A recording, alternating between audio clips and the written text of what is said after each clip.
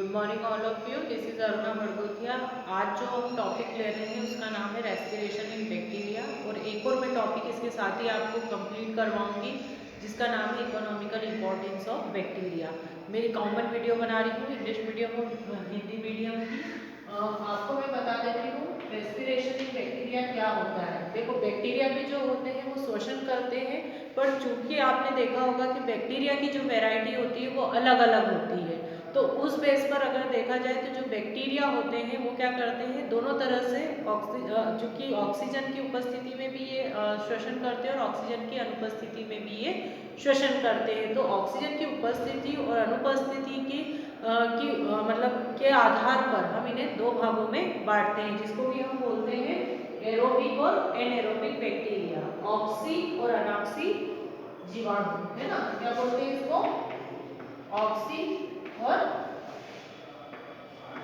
अनाक्सी श्वसन, श्वसन भी बोल सकते हैं हम इसको। तो इस तरह से अगर देखा जाए तो जो बैक्टीरिया होते हैं वो दो प्रकार से श्वसन करते हैं।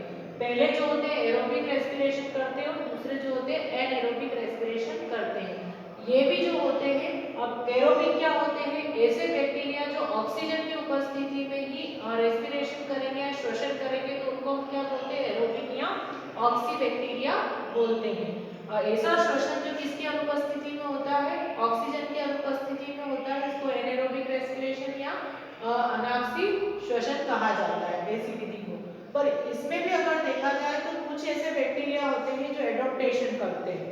एडॉप्टेशन का मतलब ये होता है कि अनुकूलन करते हैं। उनमें क्या होता है, कुछ विशेष परिस्थितियों में बदलाव होता है। तो वो कैसे होगा? वो होता है, उसके आधार पर भी हम इनको अलग अलग भागों में बांटते हैं। जो एरोबिक बैक्टीरिया होते हैं वो ऑब्लिगेट और फैकल्टेटिव दोनों प्रकार के होते हैं, मतलब विकल्पी भी होते हैं और अविकल्पी भी होते हैं। अब विकल्पी का मतलब क्या होता है? विकल्पी का मतलब ये होता है कि ऐसे बैक्टीरिया जो ऑक्सीजन की उपस्थिति में ही श्वसन करते हैं। अविकल्पी का मतलब क्या होता है? ये होते कैसे हैं? एनएरोबिक, मतलब कि अनाक्सी होते हैं, पर कभी कभी ऐसा होता है कि जरूरत के हिसाब से ये ऑक्सी श्वसन भी करने लगते हैं, तो उस आधार पर इनको क्या बोलते हैं? अविकल्पी या फैकल्टेटिव। वैसे ही एनएरोबिक बैक्टीरिया होते हैं। एनएरोबिक बैक्टीरिया में वे ऑब्लिगेट होते हैं और फैकल्टेटिव होते हैं। ऑब्लिगेटिव का मतलब क्या होता है? ऑब्लिगेट बैक्टीरिया ऐसे होते हैं जो अनाक्सी श्वसन ही करते हैं। कहने का मतलब ये है कि जिनको कि अगर ये ऑक्सीजन इनको मिल जाए तो क्या हो जाएगा? इनकी डेथ हो जाएगी। पर इनकी कुछ ऐसी प्रजातियां होती हैं जो फैकल्टेटिव होती है। फैकल्टेटिव का मतलब ये होता है कि ये होते कैसे हैं? एरोबिक होते हैं, ऑक्सी श्वसन करते हैं, पर अगर कुछ परिस्थितियां ऐसी आती है, मान लीजिए वहाँ ऑक्सीजन उपस्थित नहीं है, तो ये क्या करते हैं? फिर एनएरोबिक रेस्पिरेशन करते हैं। तो ये एक बहुत ही शॉर्ट टॉपिक है, आपको यही याद रखना है कि जो बैक्टीरिया होते हैं उनमें दो प्रकार का श्वसन होता है, जिसको एनएरोबिक और एरोबिक या फिर अनाक्सी या ऑक्सी श्वसन कहते हैं। अब ऑक्सी श्वसन की अगर हम बात करें तो ऑक्सी श्वसन में क्या होता है? ऐसे बैक्टीरिया जो ऑक्सीजन की उपस्थिति में श्वसन करते हैं उनको तो इस विधि को हम बोलते हैं ऑक्सी श्वसन। और जो ऑक्सीजन की अनुपस्थिति में अगर श्वसन करेंगे तो उनको अनाक्सी श्वसन कहते हैं। तो इस आधार पर बैक्टीरिया जो होते हैं दो भागों में बटे होते हैं। आज जो बड़ा टॉपिक है वो है आपका इकोनॉमिकल इंपॉर्टेंस ऑफ बैक्टीरिया, मतलब बैक्टीरिया का महत्व क्या है ना। बैक्टीरिया का आर्थिक महत्व क्या है वो हमको जानना है। क्योंकि आपको ये पता चल गया कि बैक्टीरिया जो होते हैं हमारे मित्र भी होते हैं और हमें हानि भी पहुंचाते हैं, है ना। शत्रु और मित्र दोनों स्वभाव के होते हैं। ये एनिमीज भी होते हैं और हमारे फ्रेंड भी होते हैं। क्यों होते हैं? क्योंकि अगर देखा जाए तो मोस्ट ऑफ चीज़ों में या मोस्ट ऑफ इंडस्ट्रीज में मोस्ट ऑफ ऐसे बहुत सारे वर्क होते हैं जिनमें कि बैक्टीरिया का यूज होता है। घर में भी हम करते हैं, आपने देखा होगा इडली वगैरह हम बनाते हैं, इडली का बैटर हम बनाते हैं, तो उसके लिए हम क्या करते हैं? बैक्टीरिया या उसमें खमीर उत्पन्न करके ही हम उसका यूज करते हैं, यीस्ट का भी यूज करते हैं। तो अगर देखा जाए तो जिन चीज़ों में इनका उपयोग होता है जो हमें लाभ पहुंचाता है, जिससे कि हमारी हेल्प होती है, जिससे कि हमारी इकोनॉमी बढ़ती है, तो उसके कारण हम इनको काय में रखते हैं? इकोनॉमिकल इंपॉर्टेंस ऑफ बैक्टीरिया में। ठीक है, कि ये हमें हमारी इकोनॉमी को क्या कर रहे हैं? बढ़ा रहे हैं। तो बहुत सारी ऐसी वेज हैं, बहुत सारे ऐसे रास्ते हैं जिनमें कि हमें हेल्प करते हैं। तो सबसे फर्स्ट जो आता है एग्रीकल्चर में, है ना। एग्रीकल्चर में क्या होता है? एग्रीकल्चर का मतलब ये होता है कि अगर कोई बैक्टीरिया या बैक्टीरिया की कोई प्रजाति जो है जिसका उपयोग किसमें किया जाता है? कृषि व्यवसायों में किया जाता है या एग्रीकल्चर के लिए किया जाता है, तो उसको हम बोलते हैं इसके लिए हम यूज करते हैं बैक्टीरिया का, या एग्रीकल्चर में इसका हम जनरली यूज कर सकते हैं। तो वो किस में करते हैं हम? सबसे पहला जो होता है ये हमें कैसे हेल्प करते हैं, अगर हम इनको यूज कर रहे हैं एग्रीकल्चर में या कृषि व्यवसाय में, अगर हम इनको यूज कर रहे हैं तो वो हमें कैसे हेल्प करते हैं? वो करते हैं नाइट्रोजन फिक्सेशन के थ्रू। अब नाइट्रोजन फिक्सेशन क्या होता है? नाइट्रोजन फिक्सेशन का मतलब ये होता है कि कुछ बैक्टीरिया जो होते हैं, क्योंकि बहुत सारे पौधे ऐसे होते हैं या सभी ऐसे होते हैं जो स्वतंत्र नाइट्रोजन का उपयोग नहीं कर पाते हैं, तो उस नाइट्रोजन का स्थिरीकरण कौन करते हैं? बैक्टीरिया, जिसको हम बोलते हैं राइजोबियम बैक्टीरिया। राइजोबियम बैक्टीरिया कहाँ होते हैं? राइजोबियम बैक्टीरिया होते हैं लेग्यूमिनेसी कुल के जो पौधे होते हैं उनकी जड़ ग्रंथिकाओं में वो उपस्थित होते हैं या रूट नोड्यूल्स में वो प्रेजेंट होते हैं। ये क्या करते हैं?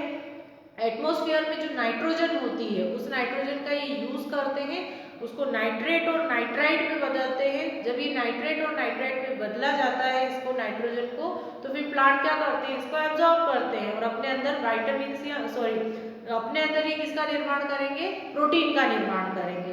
तो इस तरह से नाइट्रोजन फिक्सेशन में भी क्या करते हैं? ये हेल्प करते हैं। दूसरा आता है इसमें सॉइल फर्टिलिटी में। सॉइल फर्टिलिटी का मतलब क्या होता है?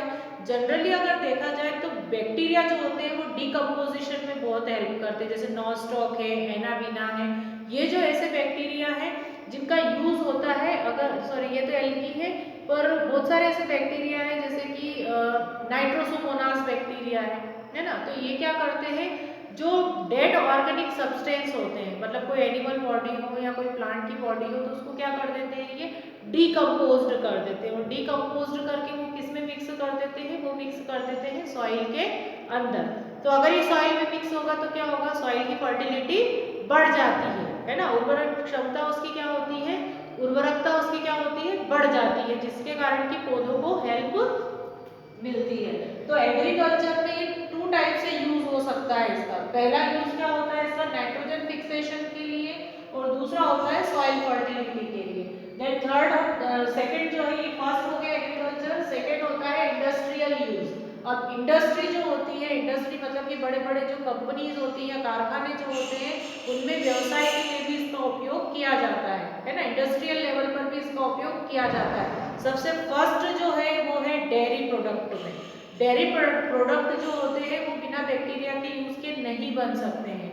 जैसे दूध होता है या मिल्क होता है, तो मिल्क से कर्ड मतलब दही का फॉर्मेशन होना, पनीर का बनना या बटर का बनना या फिर उससे चीज का बनना, ये सब जो होता है बिना बैक्टीरिया के नहीं हो सकता है। क्योंकि बैक्टीरिया क्या करता है? बैक्टीरिया जो है, जो मिल्क होता है उसमें लैक्टोबैसिलस जो बैक्टीरिया होते हैं वो उसको किस में कन्वर्ट कर देते हैं? कन्वर्ट कर देते हैं उसको कर्ड में या अदर सोर्सेस में, ठीक है, या अदर सब्सटेंसेस में। तो इसलिए मिल्क इंडस्ट्री में इसका सबसे ज्यादा यूज होता है ना। बता दिया है मैंने कि कर्ड फॉर्मेशन में, मतलब दही के निर्माण में, पनीर के निर्माण में, चक्के के निर्माण में, है ना, तो इन सभी चीजों में बैक्टीरिया का यूज होता है। देन फिर आता है लेदर इंडस्ट्री में। अब लेदर इंडस्ट्री में इसका यूज कैसे होता है?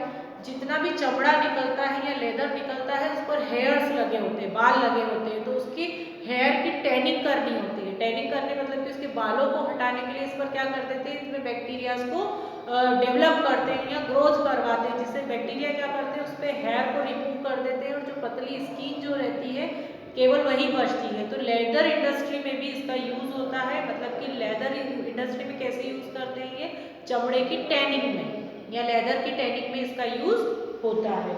देन थर्ड आता है अल्कोहल एंड एसीटन के फॉर्मेशन में। आज के समय में तो अल्कोहल का बहुत ज़्यादा यूज करते हैं लोग, तो अल्कोहल इंडस्ट्रीज में या जैसे बियर अगर बनती है या अदर कोई जैसे कि वाइन है, शैम्पियन है, तो ये सब चीज़ें जो बनती है, जैसे कोको कोला है, तो ये फर्मेंटेशन के थ्रू ही बनती है ना। ये जितने भी बैक्टीरिया होते हैं वो क्या करते हैं? शुगर का फर्मेंटेशन करते हैं और अल्कोहल बनाते हैं, और अल्कोहल से फिर बनता है एसीटोन। तो अगर हम देखें तो जितनी भी बड़ी बड़ी इंडस्ट्रीज है जो वाइन बना रही है, शैम्पियन बना रही है, कोको कोला बना रही है, जितने भी ड्रिंक प्रोडक्ट्स जो होते हैं वो इन्हीं के थ्रू ही बनते हैं।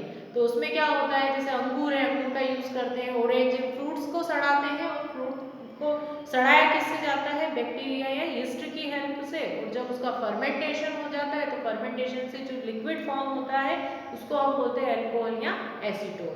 तो बहुत सारे ड्रिंक प्रोडक्ट्स जो होते हैं वो इसी से फॉर्म होते हैं। देन टी एंड टोबैको में, अब टी एंड टोबैको में कैसे यूज होता है, आपने देखा होगा जो चाय पत्ती होती है, तंबाकू होती है, उसमें एक तीखी सी स्मेल होती है, तो वो जो स्मेल होती है वो बैक्टीरिया के कारण ही होती है। जितनी भी लीव्स होती हैं, टी लीव्स और टोबैको लीव्स, उनमें बैक्टीरिया को रखा जाता है, उनको थोड़ी देर के लिए पैक करके रखा जाता है ताकि उन पर क्या आने लगे, बैक्टीरिया। तो बैक्टीरिया क्या करते हैं, उसमें एक पर्टिकुलर स्मेल को, एक अरोमा को या एक खुशबू को डेवलप कर देते हैं, जिससे कि इनमें इनकी एक पर्टिकुलर स्मेल होती है, तंबाकू की भी होती है और किसकी, टी की भी। टी लीफ मतलब चाय की पत्ती है ना, तो चाय की भी एक पर्टिकुलर स्मेल होती है, तो वो किसके कारण होती है, वो होती है बैक्टीरिया के कारण। देन रेटिंग, रेटिंग का मतलब ये होता है कि आपने देखा होगा कि बहुत सारे ऐसे प्लांट्स होते हैं जिनसे कि हमको फाइबर्स मिलते हैं, रेशे मिलते हैं, और उन फाइबर्स का यूज हम काय में करते हैं, रस्सियां बनाने में करते हैं, है ना। तो रेटिंग में मतलब कि फाइबर्स की रेटिंग के लिए हेल्पफुल है। तो जो फाइबर्स होते हैं, एक्चुअली कोई अगर प्लांट है तो उस प्लांट के जो फाइबर्स होते हैं उनको अलग करना बहुत मुश्किल होता है, तो उनकी रेटिंग करने के लिए किसका यूज करते हैं, उनकी रेटिंग के लिए यूज किया जाता है बैक्टीरिया का। बैक्टीरिया उनको क्या करते हैं, फाइबर्स को अलग कर देते हैं ताकि उनसे रस्सियां बनाना जो होता है वो इजी हो जाता है। तो ये तो हो गया, ये आपको अच्छे से समझ में आ गया होगा कि इंडस्ट्रियल यूज में, डेयरी प्रोडक्ट फॉर्मेशन में, लेदर फॉर्मेशन में, एल्कोहल के फॉर्मेशन में, टी एंड टोबैको की अरोमा के लिए और रेटिंग के लिए, है ना, फाइबर्स की रेटिंग के लिए हेल्पफुल होता है। देन नेक्स्ट है मेडिसिन इंडस्ट्रीज में। आपको पता होगा कि आज के समय में मोस्ट ऑफ एंटीबायोटिक्स जो होती है वो माइक्रो ऑर्गेनिज्म से ही फॉर्म होती है। पुराने समय में भी होती थी, पर आज के समय में इनका ज़्यादा यूज किया जाता है क्योंकि एंटीबायोटिक्स की रिक्वायरमेंट ज़्यादा है, ज़्यादा डिसीजेस होने लगी है तो ज़्यादा रिक्वायरमेंट होती है। तो मोस्ट ऑफ मेडिसिन इंडस्ट्रीज में एंटीबायोटिक फॉर्मेशन के लिए बैक्टीरिया का यूज किया जाता है। तो एंटीबायोटिक्स भी बनते हैं, इससे विटामिन भी मिलते हैं। जब आप 12th में आओगे तो इसका प्रॉपर यूज आपको मिलेगा। हम अभी जो पढ़ रहे हैं वो शॉर्ट में पढ़ रहे हैं, ओनली इसके इकोनॉमिकल यूज पढ़ रहे हैं, पर जब हम आगे इसको पढ़ेंगे तो एक एक चीज को आपको डिटेल्ड पढ़ना पड़ेगा कि कैसे उसका फॉर्मेशन हो रहा है। विटामिन के लिए भी हम इसका फॉर्मेशन करते हैं, मतलब जेनेटिक इंजीनियरिंग में भी ये हेल्पफुल होती है ना। जेनेटिक इंजीनियरिंग क्या होता है वो आपको आगे बताया जाएगा नेक्स्ट क्लास में, पर अभी हमको ये पता होना चाहिए कि विटामिन बनाने के लिए भी बैक्टीरिया का यूज किया जाता है, और साथ में मेडिसिन बनाने के लिए या एंटीबायोटिक्स बनाने के लिए भी इसका यूज होता है। देन फिर आता है decay and decomposition and digestion of plants and sorry animals या ऑर्गेनिजम्स। तो अगर हम देखें तो किसी भी ऑर्गेनिक सब्सटेंस को, या फिर ऐसा कहें कि कोई भी डेड सब्सटेंस होते हैं या जिनकी डेथ हो जाती है, उनकी बॉडी का डिकम्पोजिशन होना बहुत जरूरी होता है। अगर उनकी बॉडी का डिकम्पोजिशन नहीं होगा तो क्या होगा, वो आसपास बीमारियां फैलाएंगे। जैसे मान लीजिए कोई एनिमल की डेथ हो गई, या कोई पेड़ है या पत्तियां हैं या हम कचरा फेंक रहे हैं कहीं पर, है ना, सब्जियों का या पत्तियों का, तो वो क्या होता है, थोड़े टाइम में आपने देखा होगा कि वो डिकम्पोज्ड हो जाते हैं। अपने आप ये प्रोसेस होती है क्योंकि हमारे नेचर में सारे ऑर्गेनिजम्स प्रेजेंट है ऑलरेडी, है ना। तो धीमे धीमे क्या होता है, उसका डिकम्पोजिशन होता है और ओनली बोन्स उसकी रह जाती है। तो उसका क्या रीजन होता है, क्योंकि उस पर क्या लगने लगते हैं, बैक्टीरिया लगने लगते हैं। वो हवा के माध्यम से या सॉइल के माध्यम से किसी भी मीडियम के थ्रू वो वहां पर पहुंचेंगे और उसकी बॉडी को खाने लगते हैं, और क्या किस में कन्वर्ट कर देते हैं, वो कन्वर्ट कर देते हैं ऑर्गेनिक सब्सटेंस में कन्वर्ट कर देते हैं, मतलब लार्ज मॉलिक्यूल को किस में कन्वर्ट कर देते हैं, स्मॉल मॉलिक्यूल्स में कन्वर्ट कर देते हैं, और वो कहाँ मिक्स हो जाते हैं, सॉइल के अंदर। तो ये सॉइल की फर्टिलिटी को तो बढ़ाते ही हैं, साथ में किसी भी एनिमल या प्लांट बॉडी को ये डिकम्पोज्ड कर देते हैं ताकि आसपास का जो एरिया है या आसपास की जो जगह होती है वो सेफ रहती है। अगर वो खुले में रहेंगे तो क्या होगा, उनसे डिसीज फैलने का खतरा होता है, बदबू उनसे फैलती है, स्मेल आती है एक पर्टिकुलर, है ना, रहना मुश्किल हो जाता है ऐसी जगह। तो वहां पर ये क्या करते हैं, हमारी हेल्प करते हैं। वैसे ही फूड प्रोडक्ट को ये क्या कर देते हैं, जैसे हम सब्जियों के छिलके फेंक रहे हैं तो उनको भी ये क्या करते हैं, डिकम्पोज्ड करके सॉइल में मिक्स कर देते हैं, जिससे कि हमको हेल्प मिलती है। तो इतने सारे यूज है, इतने में से अगर आपको 6 या 7 भी याद रह गए तो बहुत अच्छा है।